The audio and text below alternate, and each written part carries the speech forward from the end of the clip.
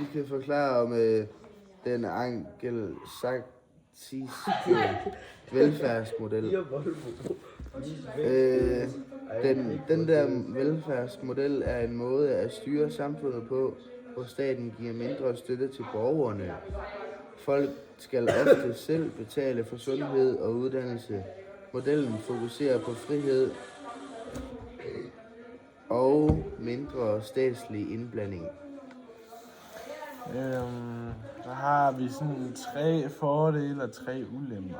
3 fordele er, at staten blander sig mindre, så borgerne har mere personlig frihed. Så har vi skatterne er ofte lavere end i andre lande. Velfærdsmodeller, Skatterne er ofte lavere end i andre velfærdsmodeller. Og med næste.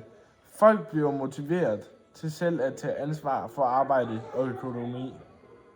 I forhold til dem, der bare sidder og ikke tager ansvar for egen økonomi. Så har vi 3 ulemper. Første. Sundhed og uddannelse kan være dyr, fordi man ofte selv skal betale det. Som han også sagde. Nummer 2. Fattige og svage borgere har svært ved at få hjælp. Det er fordi, de ikke kan arbejde. Så har vi nummer 3. Der kan opstå større forskel mellem rige og fattige. Fordi der er nogen, der ikke gider arbejde og kommer på kontanthjælp, men det får de jo ikke rigtig så meget for. Så. Nå, tak fordi I så med.